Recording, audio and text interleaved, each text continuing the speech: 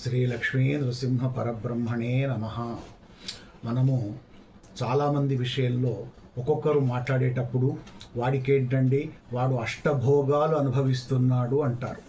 మరికొంతమంది నేను అష్ట దరిద్రాలు అనుభవిస్తున్నాను అంటారు. ఆ భోగాలు 8, దరిద్రాలు కూడా 8. వాటి వివరాలు ఏమిటో మనం సవివరంగా తెలుసుకునే ప్రయత్నం చేద్దాం.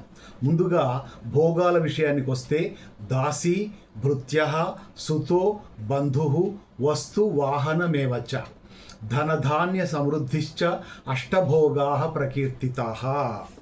పని చేయటానికి సేవకులు, ఆడసేవకులు, మగ సేవకులు, తర్వాత చెప్పిన మాట వినే కుమారులు, ఆపదలలో కష్టాలలో ఆదుకునే బంధువులు, అనేక రకాల వస్తువులు ఇంట్లో, వాహనాలు, శకటాదులు అంటే కార్లు మొదలైనటువంటి వాహనాలు, తర్వాత సమృద్ధిగా ధనము, అలాగే తిండికి కొరత లేకుండా ధాన్య పంటలు, బియ్యం మొదలైనటువంటివి, ఇవన్నీ కూడా అష్ట భోగాలు అనబడతాయి.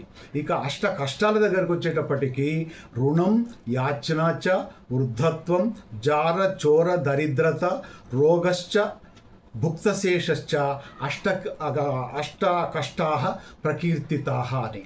మొదటిది ఏమిటి అంటే తీర్చలేనటువంటి అప్పులు, వందలు, వేల కొలది, లక్షల కొలది అప్పులు చేసి కొంతమంది ఆత్మహత్యలు కూడా చేసుకునే ప్రయత్నం చేస్తుంటారు. అలాగే బిచ్చమెత్తటం, మనకేమీ లేని పరిస్థితుల్లో ఇతరులను అడుక్కోవటం. తర్వాత వృద్ధత్వం, చేతగానితనంతో మంచంలో నుండి లేవలేని స్థితిలో ఉన్నటువంటి ముసలితనం. తర్వాత జారత్వం అంటే రావణాసురుడి వలె పరస్త్రీ వ్యామోహం కలిగి ఉండటం. చోరత్వం అంటే దొంగతనం. తర్వాత దరిద్రం, తిండికి లేని పరిస్థితి. తర్వాత రోగాశ్చ, కోలుకోలేనటువంటి క్షయవ్యాధి, టీబీ, క్యాన్సరు మొదలైనటువంటి వ్యాధులు, గుండె జబ్బులు మొదలైనటువంటి వ్యాధులు. తర్వాత భుక్తశేషశ్చ, ఒకరు తిన్నటువంటి మిగిలినటువంటి ఎంగిలి పదార్థాలను తినటం. ఇవన్నీ కూడా అష్ట కష్టాలు అనబడతాయి. ఈ రకంగా అష్టభోగాలు అనుభవించే వాళ్ళు కొంతమంది, అష్ట కష్టాలు అనుభవించే వాళ్ళు మరికొంతమంది లోకంలో మనకు కనిపిస్తూ ఉంటారు. ఇవి వీటికి సంబంధించినటువంటి పూర్తి వివరాలు.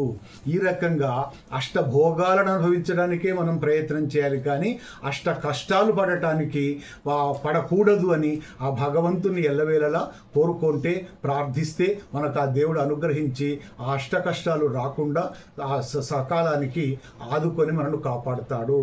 లోకా సమస్త సుఖినో భవంతు.